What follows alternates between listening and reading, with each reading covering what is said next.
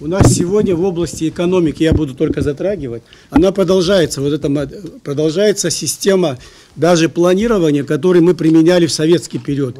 Но условно.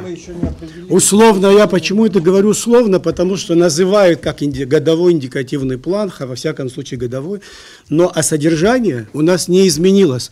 К сожалению, вот тут сидят подавляющее большинство научных работников разных научных учреждений.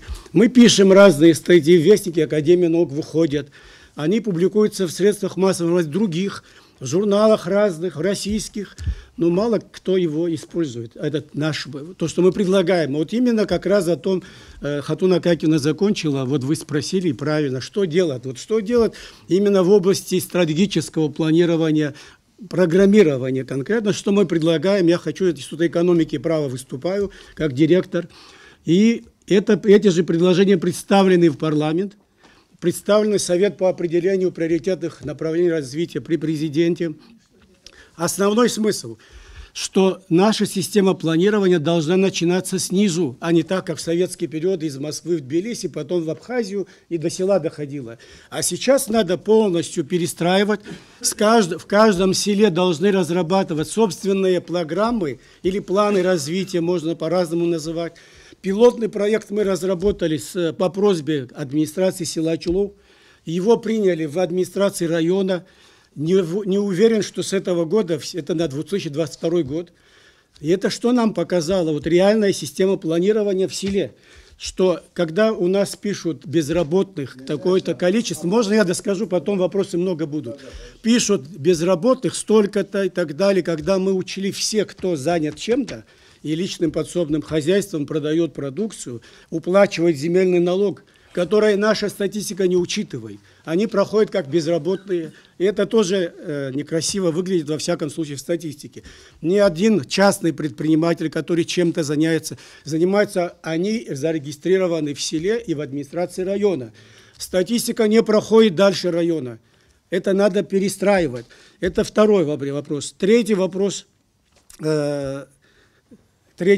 о которых вот вы говорили, здесь модель.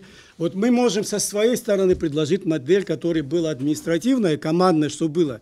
Перешли многие страны, вот модель вы называли, вот западноевропейские страны, все Соединенные Штаты, даже консенсус Соединенные Штаты Америки, там Международный валютный фонд, что предлагали России, к нам тоже плавно перешла.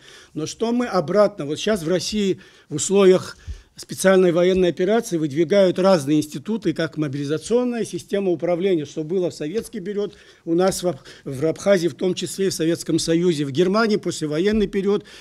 Там есть разные модели, но это на краткосрочный период, скажем, а долгосрочного нам нужно все-таки перейти от той модели, которая у нас чрезмерного контроля личного, буду говорить, не административный контроль у нас происходит больше, чем государственный надзор.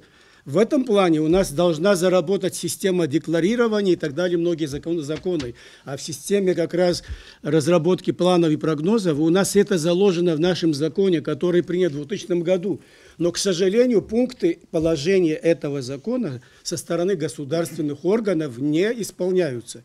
Все как по-прежнему с 90-х годов годовые прогнозы, вот то же самое составляется. А если бы начать процесс снизу, где знают местные администрации свои ресурсы, человеческие, любые виды ресурсов и финансовые возможности, они тогда им передают уже в район, а район составляет свою программу развития, а это переходит уже через отраслевые министерства и районные администрации в республику. Министерство экономики, когда собирает всю эту информацию, уже будет достоверная информация, а не те вопросы, которые мы из года в год на определенный процент увеличиваем, а реально годовой индикативный план мало кто использует, даже в системе бюджетного планирования мало используют, к сожалению, потому что они утвердили бюджет, а 100 миллионов на сельского хозяйства, да, мы знаем информацию от министра сельского хозяйства, других, что будут финансироваться животноводство, растениеводство и так далее, и так далее. А конкретно в каком селе?